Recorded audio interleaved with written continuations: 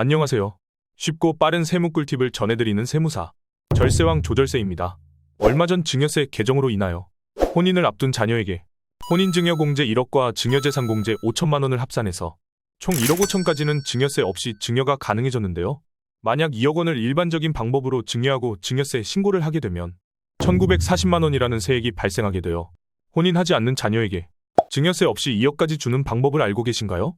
부모 입장에서는 자녀에게 금전적인 도움을 주고 싶은 게 당연한 마음이죠. 유튜브 영상을 보면 증여세 없이 2억 원을 주는 방법에 대해 많은 영상들이 있는데요. 이 방법을 정확하게 모르고 무턱대고 2억을 빌려줬다가 세무조사와 증여세 폭탄을 맞으실 수도 있으니 꼭 이번 영상을 끝까지 시청해주세요. 많은 분들이 이미 알고 계시는 이 방법은 특별한 방법은 아니고 차용증을 작성해서 자녀에게 2억 원을 빌려주는 방식이에요. 2억을 상환하여야 하긴 하지만 자녀가 2억을 모으려면 몇 년에서 몇십 년도 걸릴 수 있기 때문에 많이들 사용하시는 방법이에요. 세금 없이 자녀에게 2억을 줄 수 있다면 좋겠지만 이 방법은 부모가 자녀에게 2억 원을 빌려주고 차용증을 작성한 후 무이자로 진행하더라도 증여세를 과세하지 않는 것이에요.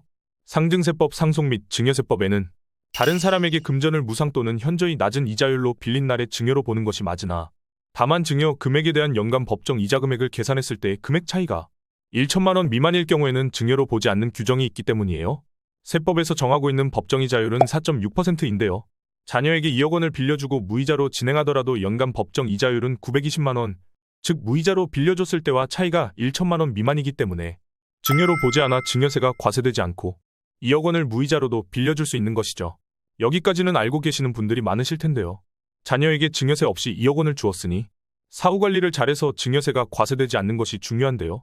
자녀에게 2억까지는 이자 없이 빌려주더라도 증여세로 과세되지 않으니까 차용증은 나중에 문제가 생기면 쓰면 되는 거 아니야?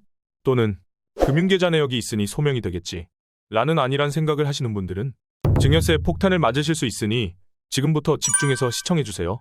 부모님과 돈을 빌리는 차입거래를 기본적으로 국세청은 잘 인정하지 않으려고 해요. 부모님이랑 과연 제대로 이자를 주고받겠어? 다시 갚겠어? 이런 의심의 눈초리로 보기 때문인데요. 추후 세무조사 시 급하게 작성한 차용증은 인정받지 못할 확률이 높기 때문에 문제없이 준비하셔야 해요. 국세청은 소득 현황, 사용금액, 사용기간, 사용처 등 여러 가지 사실들을 종합하여 증여인지 차입인지 판단하고 있는데요. 국세청이 차용증을 쓰더라도 다음의 경우에는 증여로 과세하고 있어요. 1. 돈을 빌린 자녀가 돈을 변제할 능력이 없는 경우. 2. 이자를 지급하기로 약정을 하고도 이자 지급 내역이 불규칙한 경우. 3. 이자가 무이자, 상환 시점이 특정되지 않은 경우. 방금 전까지 2억까지는 무이자도 증여로 보지 않고 차용으로 인정해준다고 했는데 왜 이제 와서 무이자는 증여로 과세하냐? 의문을 가지실 수도 있는데요. 2억까지는 무이자로 차용이 가능은 하지만 차용증이 신뢰성 있게 작성되어 있지 않으면 빌려준 건지 증여한 금액인지 애매하기 때문에 증여세로 과세할 수 있어요. 그리고 영상 뒷부분에 무이자로도 차용을 인정받을 수 있는 확실한 방법을 설명드릴게요. 여기서 가장 주의하셔야 할 내용은 자녀가 빌린 금액을 갚을 만한 변제 능력이 있는지 꼭 확인해 보셔야 해요. 2억까지는 무이자로 차입이 가능하지만 만약 자녀가 5억을 차입하였다면 세법에서 정하고 있는 법정이자율은 4.6%이고 연간 이자 비용은 2,300만 원이기 때문에 경제적 활동을 하지 않는 자녀가 큰 돈을 차입하더라도 이자 변제 능력이 없다고 판단하면 차입거래로 보지 않고 증여로 과세하는 것이에요. 특히 미성년자 자녀에게 돈을 빌려주는 경우에는 소득이 없어 갚을 능력이 없다고 판단하여 과세관청에서는 차입을 인정해주지 않고 증여세로 과세한 사례도 있으니 자녀가 미성년자인 경우 차입거래는 인정이 안 된다라고 생각하시면 돼요. 지금부터 차용증을 문제없이 작성하는 방법에 대해 명쾌하게 알려드릴 테니 영상 끝까지 시청해주시기 바랄게요. 차용증 작성은 차입일자, 차입금액, 상환시기, 상환방법, 이자 상환 방법, 이자율 등을 구체적으로 명시해야 하는데요. 증여세 과세를 피하기 위해서는 그 중에서도 차입금액, 상환시기, 이자 지급, 차용증 증명을 특히 제대로 작성하셔야 돼요. 첫 번째는 차입금액인데요. 2억까지는 무이자가 적용될 수 있기 때문에 그 이하의 금액이라면 문제 없지만 2억 이상을 차입하게 된다면 차입금액은 보통 연소득의 3에서 5배 이내로만 빌리는 것을 추천드리는데요. 본인 소득 대비 과도한 금액을 차입하게 되면 상환 능력이 없다고 볼 수 있기 때문이에요. 두 번째는 상환 시기인데요. 상환 시기를 너무 길게 설정하게 되면 상환하지 않을 것으로 판단하고 증여세가 과세될 수 있으니 5년에서 10년 이내의 기간으로 진행하는 것이 좋은 방법이에요. 국세청에서는 상환기간을 설정하지 않은 차용증을 인정하지 않은 사례도 있으니 꼭 차용증 작성하실 때 상환기간을 설정하셔야 해요. 세 번째는 이자율과 이자 지급인데요. 이자율 설정은 세법상 법정이자와 연간 이자 금액이 1천만 원이 차이 나지 않게 설정하는 것이 중요해요. 앞서 설명드렸다시피 세법상 법정이자율은 4.6%이지만 무조건 4.6% 이자로 차용증을 작성할 필요는 없어요. 그러나 실제 지급하는 이자 금액과 세법상 이자금 차이가 1천만 원 이상 차이가 나는 경우에는 증여세가 과세되는 것이에요. 예를 들어 4억을 차입하였을 때 세법상 법정이자율을 4.6%로 계산하는 경우 연간 이자율은 1,840만 원인데요. 부모 자식 간에 차입하는 경우 최소한 840만 원 이상의 이자를 주어야지만 증여세가 과세되지 않는 합당한 차입 거래가 되는 것이에요. 국세청에서는 이자를 지급하기로 약정을 하더라도 이자 지급 내역이 불규칙한 경우 증여세로 과세하고 있으니 이자를 지급하실 금액을 매달 자동이체를 통해 꼭 이자를 지급하셔야 해요. 네 번째는 차용증 증명과 관련된 내용인데요. 국세청은 부모 자식 간의 차용증을 쉽게 인정해주지 않기 때문에 이를 증명하는 것이 가장 중요한데요. 돈을 빌리는 날 차용증을 작성하고 증명을 받아 놓으면 차용증의 신뢰성이 높아질 수 있겠죠. 국세청에서는 차용증 실질 여부를 판단하기 위해 차용증 종이를 확인하여 실제 작성된 작성일자를 추측한 경우도 있다고 해요.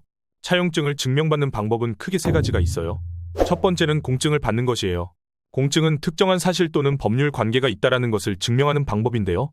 차용증을 인정받는 확실한 방법이긴 하지만 공증은 약 60만 원의 수수료가 발생하기 때문에 일반적인 경우 추천드리진 않지만 증여세로 과세되면 큰일이 나는 고객분들에게는 가장 확실한 이 방법을 추천드리고 있어요. 두 번째는 우체국에 방문하셔서 내용 증명을 받는 방법이에요. 차용증 관련하여 상담하는 경우 가장 많이 추천하고 있는데요. 차용증 원본을 복사해서 우체국에 내용 증명을 받으면 그 당시에 차용증이 작성되었다는 것을 증명받으실 수 있어요. 요즘엔 우체국 온라인 홈페이지에서도 쉽게 PDF 파일을 첨부해서 내용 증명을 보낼 수 있으니 이 방법이 가장 쉽고 편한 방법이 될 것 같아요. 세 번째는 구청에서 인감증명서를 발급하는 방법이에요. 인감증명서를 발급받은 뒤 차용증과 인감증명서를 스캔해서 본인 메일로 보내는 것이에요. 메일은 날짜가 기재되고 오랫동안 보관이 가능하기 때문에 증명하는 방법으로 사용되고 있어요. 가족 간 차입 거래는 쉽게 인정받기 어렵기 때문에 객관적인 차용증 작성 시점을 입증할 수 있는 근거를 반드시 갖추셔야 해요. 증명을 받아놓아야 문제가 생겼을 때 쉽게 소명이 가능해요. 지금까지 내용만 잘 진행해 주시면 차용증으로 문제가 생기시는 분은 없으실 것 같아요. 마지막으로 참고하시면 좋을 만한 내용 알려드릴게요. 가족 간 이자를 주고 받아도 세금이 발생하시는 거 알고 계셨나요? 많은 분들이 놓치시는 내용인데요. 소득세법에는 금전의 대여를 사업 목적으로 하지 아니하는 자가 금전을 대여함에 따라 지급받는 이자는 이자소득으로 규정하고 있어요. 가족 간 거래라고 하더라도 예외는 없으며 이자소득의 27.5%를 세금으로 납부하셔야 해요. 만약 연간 이자가 1천만 원이라면 세금이 무려 275만 원인 것이죠. 다른 많은 영상에서는 자녀에게 2억 원 미만을 빌려주더라도 증여로 의심을 받지 않게 최소한의 이자를 주고 받는 것을 추천하는데요. 이자를 지급하게 되면 이자소득으로 과세가 될 수 있으니 이자를 지급하기보다는 원금을 아주 조금씩이라도 상환하는 방식으로 차용증을 작성해서 진행하시는 걸 저는 추천드려요. 이게 정말 꿀팁이에요.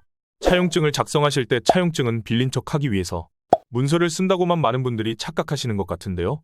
요즘은 많은 내용들이 전산화가 되어 있어 국세청이 쉽게 추적할 수 있다는 점을 꼭 알고 계셔야 해요. 세금 문제는 일시적인 눈가림보다는 제대로 된 방식으로 관리하는 게 현명한 방법이라고 생각해요. 교묘하게 탈세를 하는 것보다는 법의 테두리 안에서 누릴 수 있는 혜택을 최대한 활용해서 현명하게 절세를 하는 것을 추천드려요. 이번 영상은 여기까지예요. 자녀에게 현금 지원이 필요한 상황을 앞두신 분들은 오늘 영상을 잘 활용하시길 바랄게요.